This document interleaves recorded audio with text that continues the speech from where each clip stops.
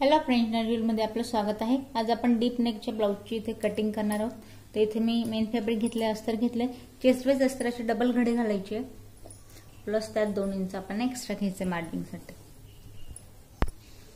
तर इथे बघा आपण 36 इंचाचा चेस्ट घेर आहे, तर 9 याचा चौथा पार्ट प्लस त्यात 2 इंच एक्स्ट्रा असं आपण 11 इंचावरती घडी घालून घेतली आहे। या पॉइंटला 11 इंचावरती घडी घातली। आता बघा जसं की म्हटलं डीप नेक आहे, तर शोल्डर आपल्याला कसं घ्यायचंय ते या पॉइंटला बघा आपण शोल्डर जे आहे ते मी इथे 5 इंचावरती घेतलीये। शोल्डर आपण 5 इंचाचा घेतोय। इथे बघा आपण मुंड्याची जी उंची ती मी इथे घेते 6.5 इंचावरती।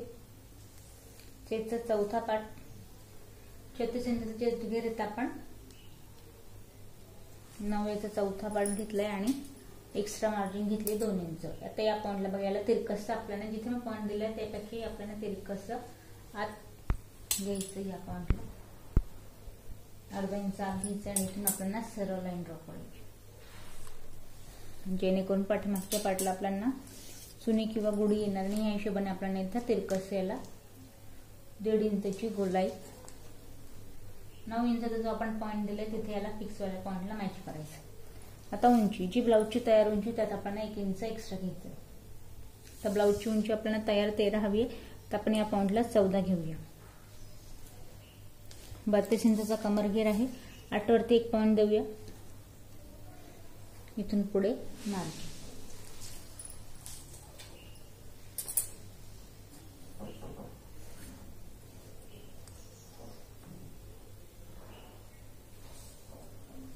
आता बघा गळ्याचा डीप नेक आपल्याला किती हवा, तर या पॉइंट पासून शोल्डर पासून टेप सरळ ठेवलाय। तर इथे बघा तयार आपली उंची असणार आहे, तर साधारण या पॉइंटला बघा आपण इथे जो आपला हा 11 इंचाचा जो पॉइंट आहे तिथे आपल्याला एक मेजरमेंट। आता बघा इथे आपण 5 इंचाचा शोल्डर घेतलंय। आता आपल्याला डीप पसरट इथे नेक हवा, तर या पॉइंटला आपण घेऊया एक 4 इंचावरती आणि इथे आपण घेणार आहोत 3 इंचावरती। या पद्धतीने तिरकस आपण डीप नेक इथे ड्रॉ करायचं।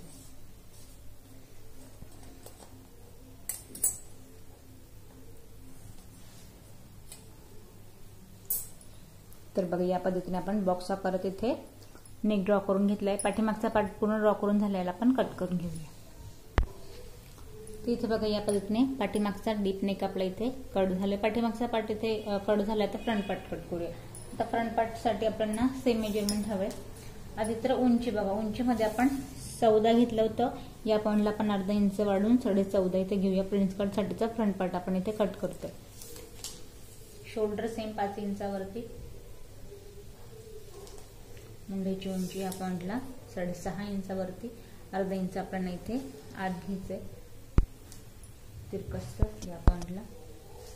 आता इथे बघा परत आपल्याला 9 चेस्टचा चौथा पार्ट, इथून पुढे मार्जिन। फ्रंट पार्टला आपल्याला 1 इंचची गोलाई द्यायची, जो फिक्स वाला 9 ड्रॉ केलाय त्यापर्यंत त्याला मॅच करायचं। कमरेचा चौथा पार्ट 8 इंचावरती, इथून पुढे 2 इंचची मार्जिन आणि टक साठी परत आपल्याला इथे 1.5 इंच मी एक्स्ट्रा घेतले। हवं तर 1.5, हवं तर आपण 2 पण इथे टक्स घेऊ शकतो। आता बघा या पॉइंटला परत 3 इंचचा आपला गळ्याचा घेरा, पुढचा जो नेक असणार आहे 6 इंच रेडी असणार आहे, तर आपण इथे या पॉइंटला 6.5 घेऊया। खाली पण आपण इथे 3 इंचाचा गळ्याचा घेरा। आता प्रिन्स कटचा आकार आपल्याला द्यायचा आहे, तर बघा 3.5च्या पुढे आपल्याला हा टक्स टाकायचा। इथे 3.5 जो मी 1.5 इंच घेतला तो 1.5 इंचचा टक्स साधारण बघा या पॉइंटला आपल्याला टक्स आता पूर्ण 2चा न घेता अर्धा आणि जस्ट 2 लाईन एवढा आपण याचा टक्स घेणार आहोत। 1.5चा निमा पार्ट आपण इथे घेतलाय। आता या पॉइंटला बघा 6.5 म्हणजेच की या पॉइंटला इथे मी आकार दिलाय प्रिन्स कटचा हा, आणि या पॉइंटला पण उभा जो टक्स आहे तो आपल्याला घ्यायचा आहे 3.5 इंचावरती। त्याचा आकार बघा या पद्धतीने काहीसा, आणि या पद्धतीने तिरकस हा पार्ट आपण इथे कट करायचा आहे। तर या पद्धतीने आकार येईल आणि या पॉइंटला अर्धा इंचाची हलकीशी गोलाई घ्यायची. तर फ्रंट पार्ट पण आपला ड्रॉ करून झाला, याला आपण कट करून घेऊ. तर इथे बघा फ्रंट पार्ट प्रिन्स कटचा पण आपला इथे रेडी झालाय. आता आपण स्लीव इथे कट करून घेऊ. आता स्लीवसाठी बघा हा जो आपला वर्कवाला पार्ट आहे तेवढीच आपण इथे स्लीव हवी, त्याचं मेजरमेंट घ्यायचं आहे. तर साधारण हे बघा या पॉइंटला 9 इंच इथे हे रेडी. तर आपण यांना घेताना याला आपण 10 इंच म्हणजेच की 1 इंच एक्स्ट्रा घ्यायचं. तर आपण अस्तरावरती स्लीव कट करताना आपण 10 इंचाचं मेजरमेंट घ्यायचं.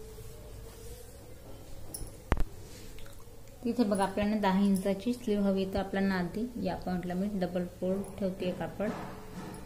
डबल फोल्ड आपल्याला कापड ठेवायचे 4 कापडा, त्याची घडी घालायची आहे. उंची बघा, आता उंची आपल्याला रेडी आपल्याला इथे 10 इंच हवंय. तर बघा ते या कापडामध्ये आपल्याला किंचितसा इथे जॉईंट द्यायचं आहे. आपण जी कटिंग केली त्यात अस्तर आपलं या पॉइंटला येत नाहीये. तर बघा तिरकस याला मी परत एकदा मेजरमेंट आपण घेऊन बघूया की आपले 10 इंच.